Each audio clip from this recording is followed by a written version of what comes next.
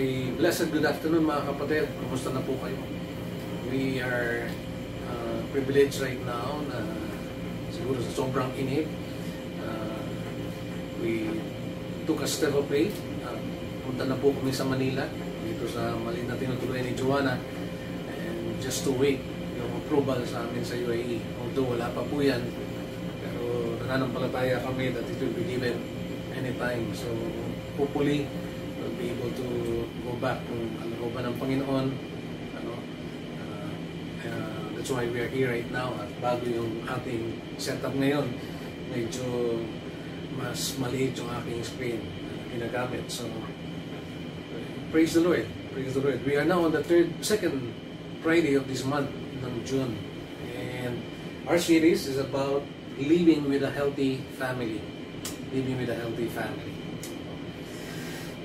Let me start by asking you a question. When was the last time that you had a family picture? Kailan kayo huling nagkaroon ng pagkakataon magkaroon ng tinatawag na family picture or a portrait of your family? And how does it look like? Ano po ba ang dating ng picture na yan? Napoleon Bonaparte once said, "A picture is worth 8,000 words." A picture is worth 8,000 words. Ano po? Kaulugan yan, sinabi niya, because it means na that a picture conveys multiple ideas, kaya 1,000 words, which is more effective than a mere verbal description. So, kaya niya sinabi yun sapagkat ang picture daw ay maaring magpahayag sa iba't ibang paraan, sa maraming paraan. At mas kadalasan, mas effective just by merely describing something on the picture. Ano po? Because today, I'll be sharing to you about portraits of a healthy family. Portraits of a healthy family. And obvious naman yan. Yung ating modelo ngayon is a very healthy family. Hindi ko lang po alam kung dahil sa quarantine medyo nangayayat na sila. And I simply entitled this message this afternoon as Family Portrait. Family Portrait. And let me propose to you that in building a healthy family, we need to make our house a home. Okay? Ulitin ko po, in building a healthy family, we need to make our house a home. Gawin nating tahanan yung ating mga tirahan. What is the portrait of a happy family? Ano nga ba yung larawan ng isang masayang pamilya? O isang malusog na pamilya? Let me start by sharing to you and using that word homes as an acronym for our outline this afternoon. That's why, as I've said, building a healthy family, we need to make our house a home. So, letter H stands for a happy family. Our healthy families, happy together. They're happy together. Okay? Alam na alam po natin yan. Now, kung tatanungin ko kayo siguro, sino sa atin ang gusto ng isang masayang pamilya, everyone of us will raise their hands.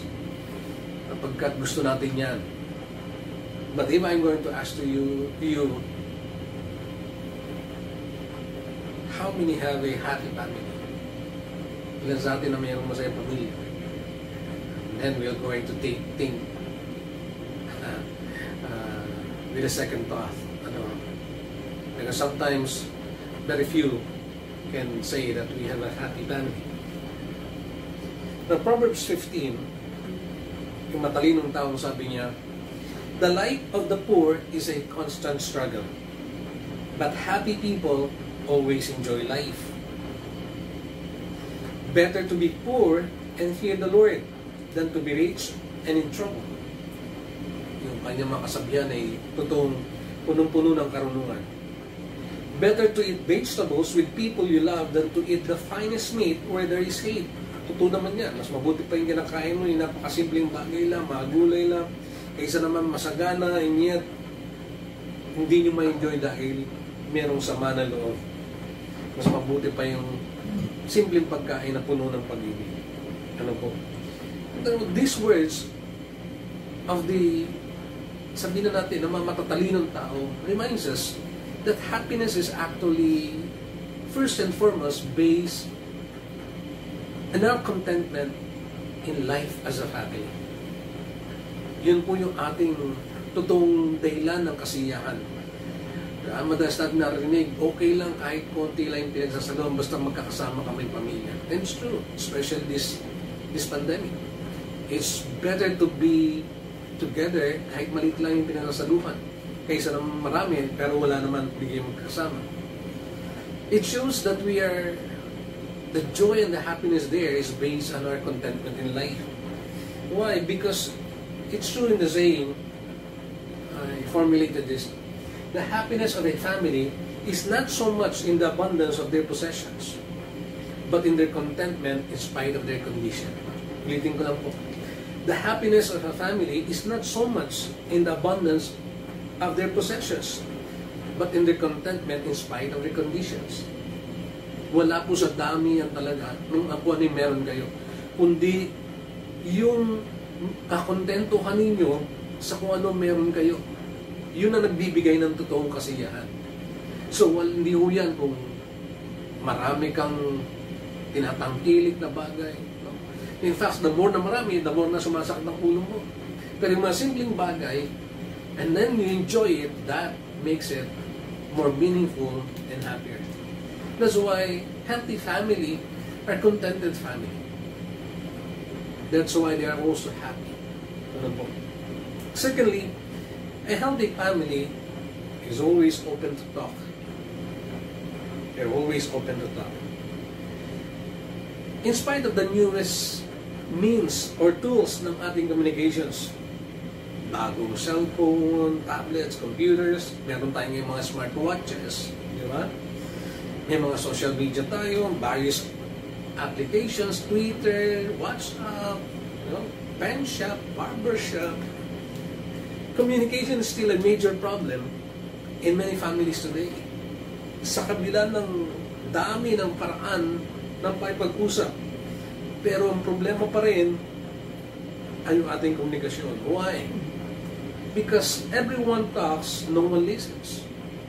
Everyone talks, but it's at the top of their lungs. Kadalasan, mas mataas yung boses. Or even worse, no one talks at all. Ang laki ng problema. If we are to be a healthy family, we need to develop good communications with one another. It starts from having the right attitude. And that attitude is by being open to conversation already in talking sa bawat isa.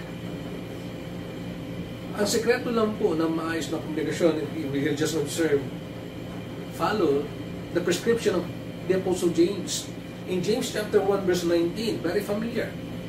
Everyone should be quick to listen, slow to speak, and slow to become angry. Madalas na po natin marinig yan. Dalawang bagay ang sinasabi niya. Kung susundin lang natin itong prescription na to, definitely, we will be better communicators. Ano yun? First, sabi niya, everyone should be quick to listen. Quick to listen. Sabi po ng isang magaling na encourager, speech motivator, bata pa ako naririnig ko na yung pangalan niya, and he even came here in the Philippines, si Dale Carnegie. Ang sabi niya, you can make more friends in 2 weeks by becoming a good listener than you can in 2 years trying to get their other people interested in you. Ito, no? You can make more friends in 2 weeks by becoming a good listener. Magiging marami ka raw kaibigan kung handa ka lang makinig at magiging mabuting tagapakinig. Kaysa sa 2 taon in trying to get people interested about you or in you. When you start listening, people becomes interested. Listening is not a natural preference sa atin. Most people prefer to be the one speaking. Problema, most people hear only 20% of what is said. 20% lang talaga napapakinggan. Kaya nga, good communication starts with good listening. Being quick to listen. That's why Proverbs 18:13 says, listen before you answer. If you don't, you're being stupid and rude. Listen before you answer. Hindi pwedeng basta ka lang sasabat sa usapan o basta lang magbibigay ng opinion. You need to listen, otherwise you'll find yourself stupid and rude, not knowing really the context of what is being discussed, and later on you'll find yourself, indeed you're foolish and stupid. So learn and be quick to listen. Now the second prescription is also clear. Slow to speak. Slow to speak. The reason why meron daw tayong dalawang tenga at isang bibig is because it is designed for us that we should hear more than we speak. Kaya daw dalawa yan. Matuto tayong makinig kaysa magsalita. The ears are always open, bukas yan, upang makinig, upang handaan lagi makinig ng instruction. But the tongue is guarded, is surrounded with double row of teeth, upang bantayan na yung mga pananalita natin ay lumagpas at makasakit. That's why the principle, think before you speak, is always true. No. Because we are, again, instructed to be slow to speak. Slow to speak. These past days, maraming batas ang nilalabas patungkol sa mga paggagay sa daan. Merong pinagtatalunan about dun sa pagpayag ba ng LTFRB dun sa mga mag-asawa na magkaangkas sa motor. Will it be allowed? Hanggang ngayon, hindi pa rin po. For fear of, again, COVID-19. Marami namumulema ang mga motorista sapagkat nilabas ka kailan yung batas ng double plate na ayaw totoo namang sagabal, pahirap sa mga at napakahirap na kalagayan ng mga drivers na mga nagmumotor. Pero let me share to you one new laws na nilabas that will really sabihin natin will cause protection and maybe cause less accident sa daan. Ano po yan? The new design for seatbelts. The new design for seatbelts, which is 45% less car accidents. Ano ang epekto? Ganyan na daw po ang gamit ng bagong seatbelt ngayon. Okay? Simply because marami daw na aksidente kapag maingay yung katabi mo. Okay? Ecclesiastes chapter 5 verse 2 says, don't be in a hurry to talk. Huwag ka daw magmamadali magsalita. Don't be eager to speak in the presence of God. Since God is in heaven and you are on earth, limit the number of your words. Limit the number of your words. Huwag ka magmamadaling magsalita.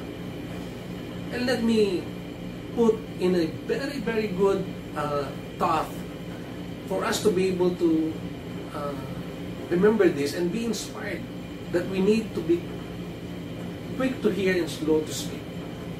This principle that says, speak in such a way that others love to listen to you. Listen in such a way that others love to speak to you. Magsalita ka daw in such a way na gugustuhin kang pakinggan at makinig ka daw in a way na gugustuhin kang pagsalitaan o kausapin ng mga tao. If this will be our motivation, then we're going to be able to establish good communication and be open in our conversation kahit sa loob ng tahanan. The next letter that will describe a healthy family, already given letter H as being happy together, and O being open to talk as a family, and letter M stands for a healthy family move as a team.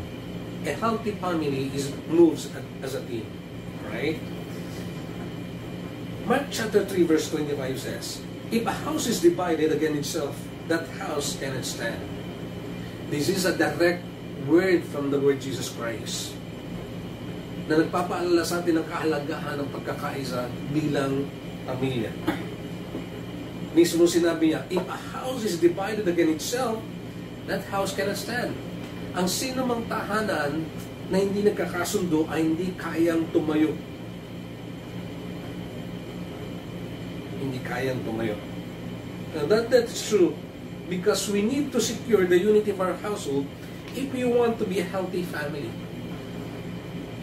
Paano ka lalaban kung hindi kayo nagkakaisa as a family? Ang problema nga, every family members must realize that we are all teammates and not enemies. Kailangan balikan natin ang katotohanan. As family, we are teammates and not enemies. The story of two young boys, ang pangalan is Peter and John. Bata pa, very close, but they like to compete with one another and outwit one another. So one time, Peter said to John, alam mo, yung tatay mo, kayang-kayang bubugin ng tatay ko. Then John replied, sabi niya, alam ko, nagulat si Pedro sapagkat for the first time, hindi tumutol si John. Because every time na meron silang gano'n, nagkukumpit sila, nagpapaligsahan. Pero this time, nagulat siya sapagkat di tumutol si John sa sinasabi niya, yung tatay mo, kayang-kayang bugbugin ng tatay ko. And so he was curious and he asked, first time sa tagal natin magkaibigan, hindi ka man lang tumutol ngayon. Samantalang dati, lagi mo kong kinukontra. Why? Bakit nung sabihin kong kayang-kaya ng tatay kung bubugin ng tatay mo, hindi ka tumutol at sabi mong alam mo? Then yan sir, alam ko sapagkat araw-araw binububog siya ng nanay ko. It shows that in the family, they treated each one as an enemy rather than teammates. Mga kapatid, wala na pong pinakamahirap na kalagayan sa buhay kundi yung dumadaan ka sa mapagsubok o hirap ng buhay na nag-iisa. It's okay to go through the sufferings as long as you know that you have somebody with you at hindi ka nag-iisa. Again, these words that we've learned many times, and even last Friday, two are better than one. If one falls down, his friend can help him up. Mahalaga yung dalawa kayo, sapagkat kapag bumagsak kayo isa, mayroong magtatayo. Pero kawawa ang tao, the man who falls and has no one to help him up. Ginamit siya ng pity, kawawa siya. Ibig sabihin mga kapatid, it's really miserable when you're alone and you go through some difficulties and facing it alone. Walang katuwang. And that many times is the experience kahit ng mga magulang, especially mga OFWs. Diba? As OFWs, we are always ready and enjoy helping our family. Yun nga yung dahilan kung bakit marami sa atin ay nag-a-abroad. Na sa ganun may taguyod natin yung pamilya natin. Diba? Ibig sabihin, embedded na sa ating puso, sa ating pagkatao, sa ating kaisipan, na talagang naisin natin is umangat sa buhay, tulungan yung ating pamilya. Bihira yata hindi natin kilalang ganyan. If you're an OFW. In fact, yun nga daw balikbayan, isang katunayan ng pa-Pilipino ay talagang laging gustong itaguyod at tulungan yung kanilang pamilya. Ano po? Isang nakakatawa nga na istorya is that, how will you know, sa Amerika daw, paano malalaman na kapag mayroong isang kabahong na ibinabiyahe pabalik ng Pilipinas is a Filipino, yung namatay. Ang sabi sa istorya is that you know that it is a Filipino who died and is in the coffin if the weight is double than the size of the guy who died. Dumudoble daw yung bigat. Alam niyo po kung bakit?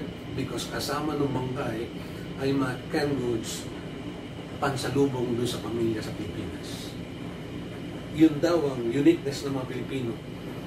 We are always aiming and desiring to help our family and relatives. No? Yun ang design kung bakit tayo nag-abroad, kung bakit tayo nagtatrabaho. Unfortunately,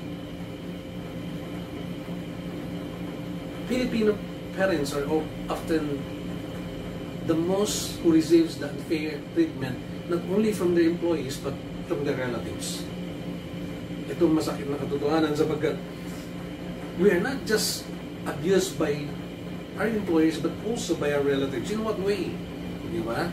Nagtatrabaho ka na, yung relatives will always ask, baka pwede naman makabili ng bagong gadget. And so yung isang taong nagtatrabaho, as parents, we always desire to provide for our families, for relatives. No? Kaya nga, sila may bagong gadget, pero ikaw wala kang budget para sa iyong gadget. Ganun daw ang sitwasyon. Ang mabigat pa nito, yung mga magulang na nagtatrabaho sa abroad, they can send their pictures that they're struggling or suffering or going through some hardships, while yung sa pamilya sa Pilipinas are just enjoying it and not even showing any gratitude.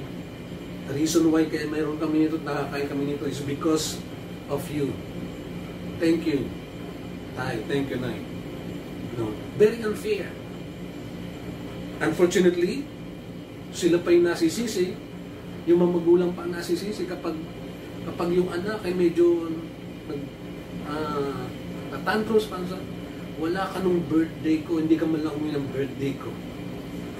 Samantalang nagdurusa doon, nagpapakirap para bigyan siya ng kasiyahan, ng selebrasyon para sa kanyang birthday. Di ba? Will it be okay na, oh sige, nandiyan mo sa birthday mo pero wala kang selebrasyon. Hindi rin naggugusto yan. Pero instead na pasalamatan, the more na kinukonsensya pa, wala ka nung birthday ko, wala kang special. Very unfair. Many times, nakakalimutan yata ng pamilya at ng members ng family, ano po, that we are a team. At dapat hindi lang yung mga magulang o yung mga relatives na nasa abroad na naghihirap, kundi kasama dapat ang bawat isa at maramdaman nila na sila'y suporta doon sa paghihirap ng kalamamang magulang. Everyone must contribute to make it possible for a family to be healthy and successful. We need to move as a team. And you won't build a healthy family by accident. You build a healthy home on purpose. Hindi aksidente nangyayari yan.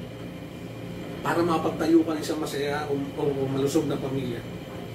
Kinakailangan gawin ito intentionally with a purpose at mangyayari yan, again, if we move as a team, as a family. So dapat maunawaan ng isang pamilya that we are part of a team. And we need to support especially those in the front lines working for us. And a healthy family indeed move as a team. Nakakalungkot, di ba? Minsan,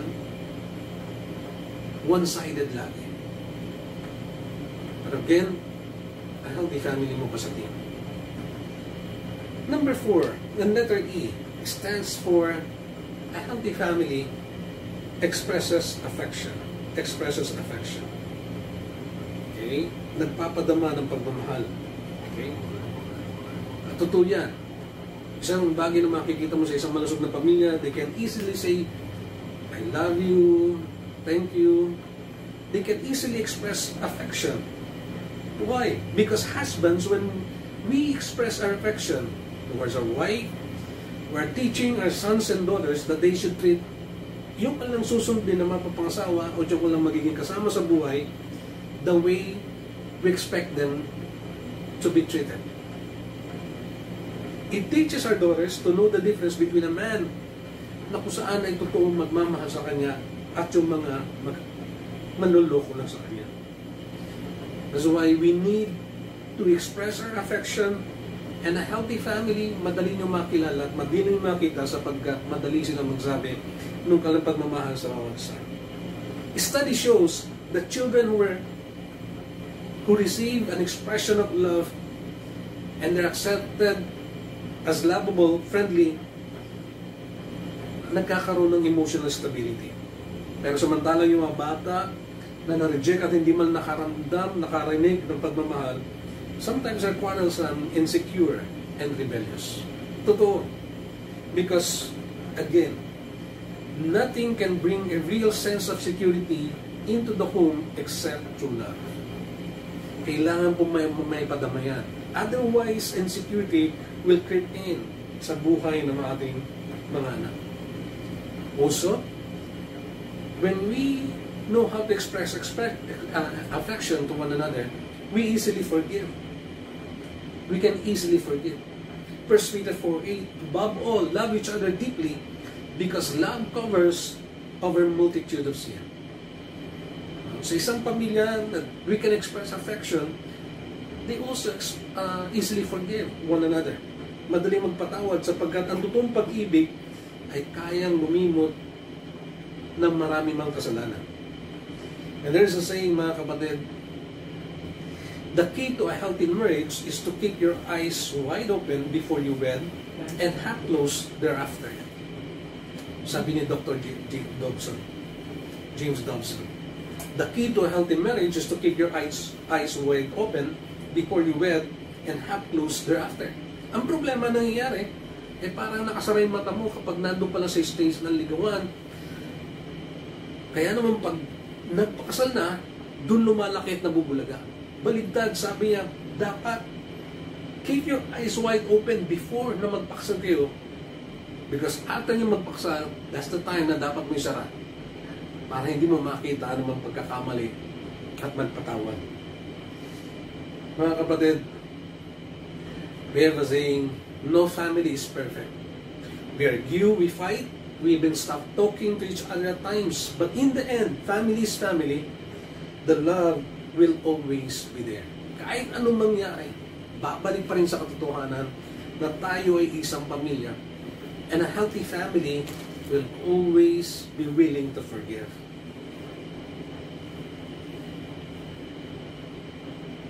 Creating a healthy family is just like this. It takes hands to build a house, but only hearts can build a home. Ulitin ko po. It takes hands to build a house. Kayang itayo ng kamay ng isang bahay. Pero ang puso lamang ang magtatayo ng isang tahanan. Isang tahanan. Let's express our affection to achieve that goal of having a healthy family. Lastly, letter S. Let's review for a while. Letter H stands for a healthy family is being happy together. Letter O, they're open to talk.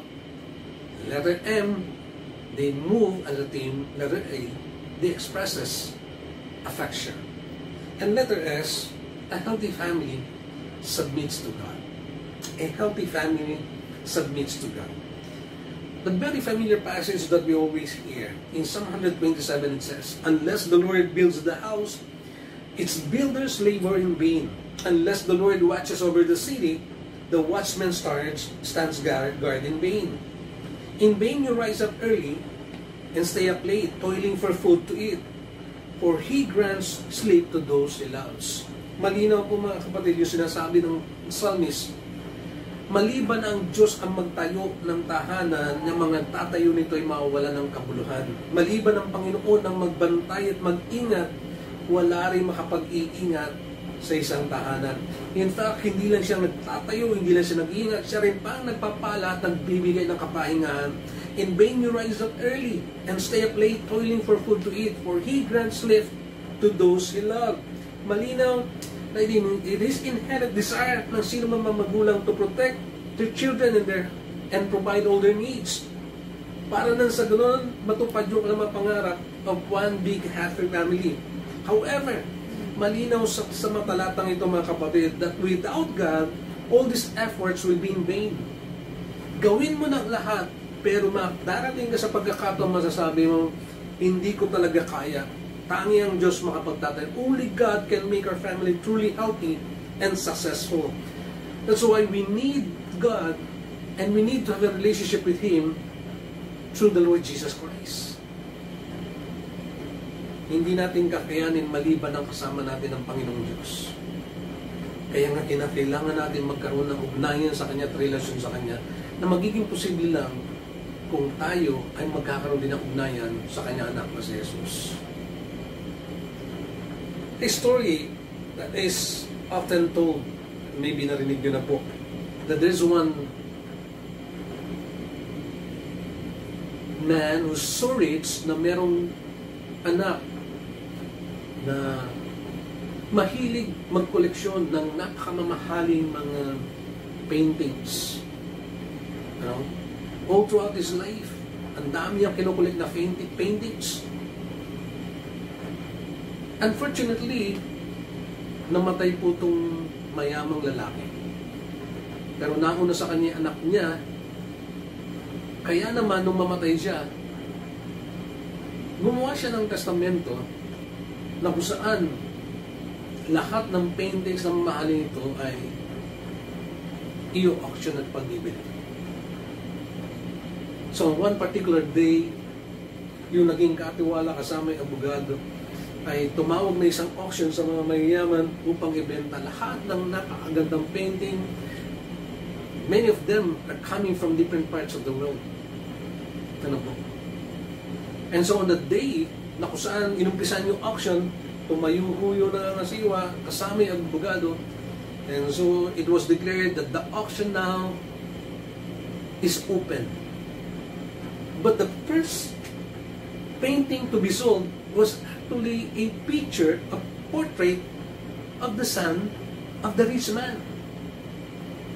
Yung painting na napakasimple lang, painting ng anak ng mayamang lalaki. And so, when yung administrator ng auction declared, anybody who wants to buy this painting for $500, the price starts with $500. Okay? So, nagantay sila, and anyone, and nobody was interested.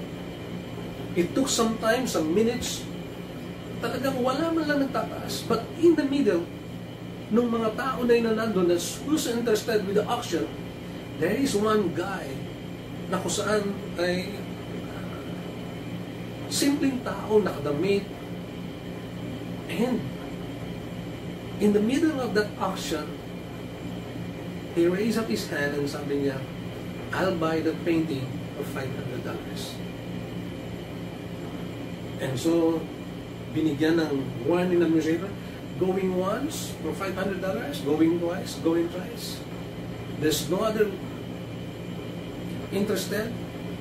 And then, binagsak yung label and says, the auction for this painting is done. This painting is sold. Hinga yung mga tao at salamat naman natapos na. But laking gulat nila sapagkat yung administrator and the lawyer said, now the auction is finished. Nagulat sila sapagkat nag-uumpisa pa lang at sinasabi na ng abogado, ng administrator, na tapos na daw yung auction. Angala sila, bakit gano'n? Bakit tinapos kagad yung auction? Yung palang larawan ng anak na mabibenta. Ang dami pang kailangan ibenta. And so the lawyer said, according to the testament of the rich man, whoever buys the painting of the son, the portrait of the son, will be able to bail and possess all the other paintings that he has. Kasama ng mga paintings na kung saan ay i-auction sana ay kakibat pala at nakatali doon sa painting ng anak.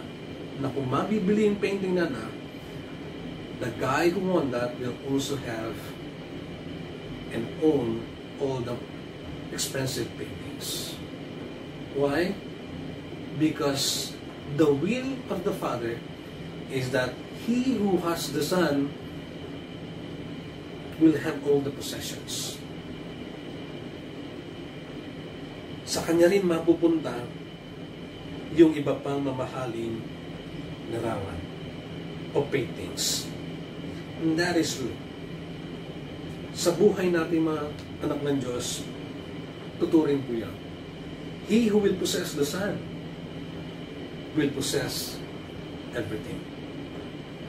Sino mang umangking katulad ng isang lalaking simple na umako doon sa larawan ng anak, ay mapapasa kanya lahat ng kayamanan at paintings na mamahalin. Ganon din po sa mga anak ng Diyos. If you have the Son, you have the fullness of life. That portrait is the key. Why? You have the Son. So a healthy family is one who is submitted to God and recognize that apart from God, he'll not be able to establish a successful household. Which is only possible kapag nasa atin ang anak ng Diyos, ang Panginoon Kristo. Let me close by sharing to you the words of this guy. Si Dr. Ighut is actually Professor Emeritus ng Psychiatry and Behavioral Sciences in Stanford, California. Medical school nila. He's also the director ng Schizophrenia Research Clinic in Stanford Hospital. He's very well known sa area ng psychiatry. Sinabi niya minsan, portraits or photographs can help families keep in touch and make them feel closer. Sabi niya, portraits or photographs can help families keep in touch and make them closer. Yung mga larawan daw o yung mga photographs na meron tayo ng isang pamilya can help us be in touch and make us closer. Why? Because, totoo naman, kung nag-uusap kayo sa telepono, when you're seeing the portrait of that loved one, you can imagine yung closeness. Nakausap mo lang siya na nasa harapan. Kaya nga, mga kapatid, take more pictures sa inyong camera, sa inyong phones, and make it as your family portrait. Ano po? Kuha tayo na magiging portrait ng ating pamilya that will portray a healthy family. One that is happy together. One that is open to talk. One that moves as a team. That expresses affection towards one another. And lastly, and most important of all, one that submits to God. Then indeed, we'll be able to reach that healthy family. Nawa ito po yung maging totoo sa atin as we strive to be strong and healthy family. God bless us all.